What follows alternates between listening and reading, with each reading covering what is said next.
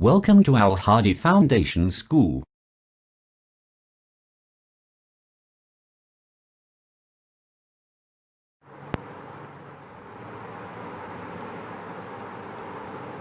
Chapter number 1 introduction to biology.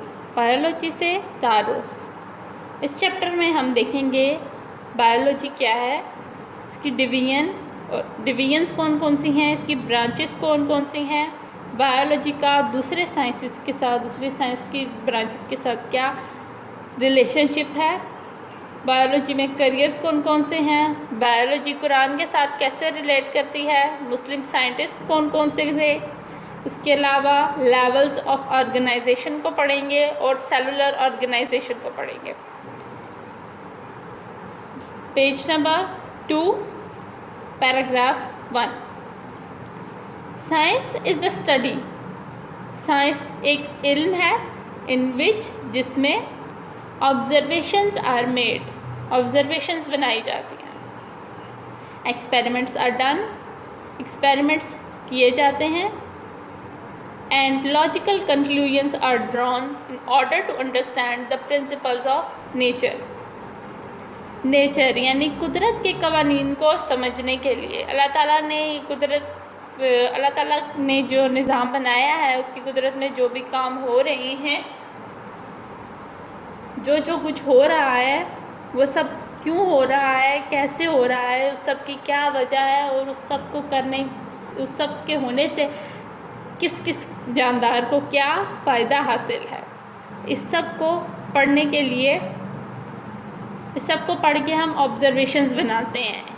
एक जानदार, एक एनिमल या एक इंसान उनको जब देखता है, वो अपनी ऑब्जर्वेशंस बनाता है, अपनी 5 सेंसेस को यूज़ करके ऑब्जर्वेशंस बनाता है, यानी उसके माइंड में डिफरेंट क्वेश्चंस आते हैं कि ये क्यों है, कैसे है वगैरह।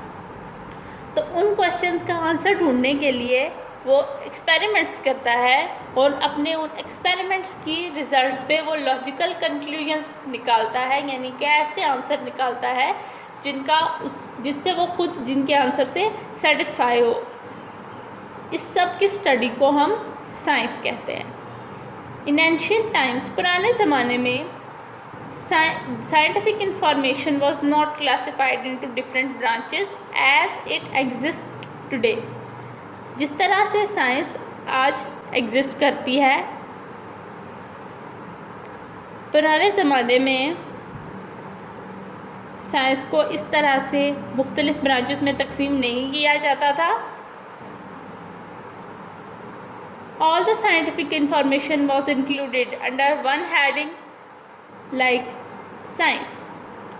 पुराने ज़माने में जितनी भी साइंटिफिक इंफॉर्मेशन थी, तमाम की तमाम को सिर्फ एक ही हेडिंग के अंडर पढ़ा जाता था, एक ही हेडिंग के अंडर रखा जाता था, जो कि साइंस थी। With the passage of time, वक्त के गुजरने के साथ साथ scientific information increased, scientific information बढ़ती गई many folds, and this enormous scientific knowledge was then classified into different branches, और वो मुख्तलिफ पहलुओं से गुज़रती गई। इसके बाद साइंटिफिक नॉलेज को मुख्तलिफ ब्रांचेस में तकसीम कर दिया गया, जैसे कि बायोलॉजी, फ़िज़िक्स, केमिस्ट्री, मैथमेटिक्स वगैरह। Introduction to biology. बायोलॉजी से तारुफ। Biology is the scientific study of life. ज़िंदगी के साइंसी मुताले को हम बायोलॉजी कहते हैं। Word biology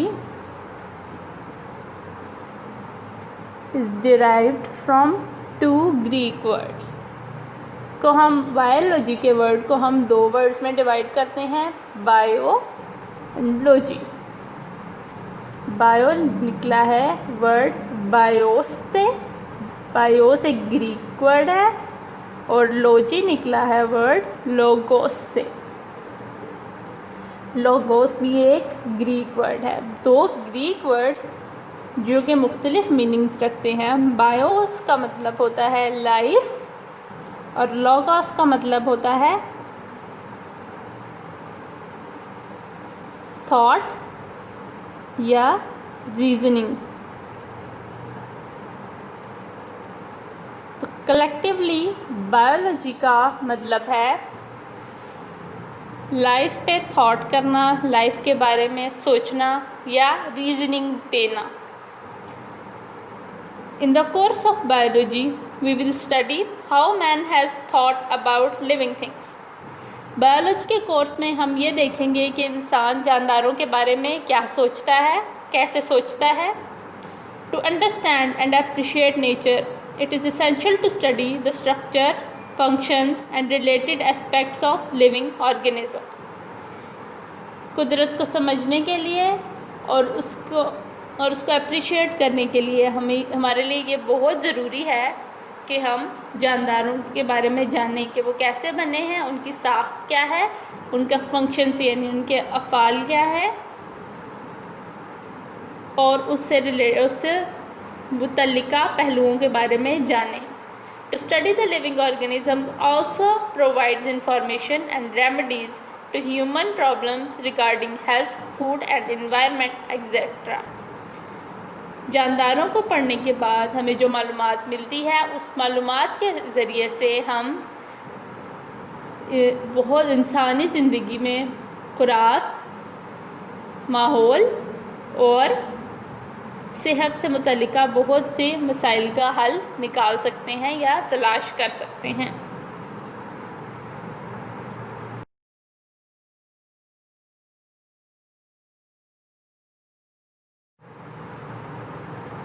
Divisions of biology. There are three major divisions of biology. Biology की तीन बड़ी डिवीजन्स हैं या तीन बड़े ग्रुप्स हैं जिनमें बायोलॉजी को डिवाइड किया जाता है, उनकी स्टडी की जाती है। Which study the different aspects of the lifes, जिसमें ज़िंदगी के मुख्तलिफ़ पहलुओं के बारे में पढ़ा जाता है या उनका इल्म हासिल किया जाता है। The major groups of organisms, जो ऑर्गेनिज़म्स यानी जानदारों के जो जानदारों के बड़े ग्रुप्स हैं, उनके मुख्तलिफ़ पहलुओं को सामने रखते हुए उनके बारे में पढ़ा जाता है। अब ये कौन कौन से हैं, ये डिवीजन्स यानी ये बड़े ग्रुप्स कौन कौन से हैं? नंबर 1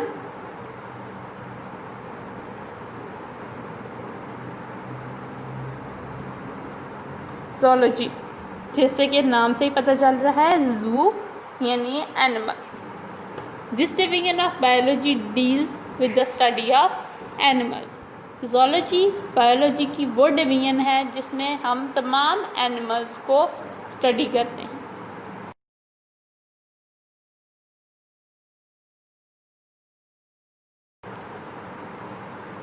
नंबर 2 हमारे पास आते हैं botany.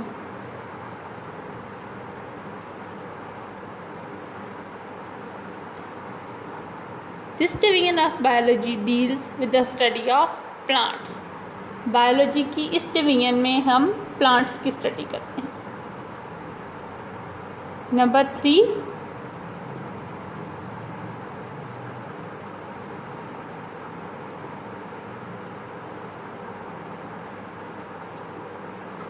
Microbiology. Microbiology micro organisms की स्टडी माइक्रोबायोलॉजी की डिवीजन में की जाती है। माइक्रो ऑर्गेनिज़म्स यानी कि वो ऑर्गेनिज़म्स जिनको हम माइक्रोस्कोप्स के बगैर यूज़ के बगैर नहीं देख सकते।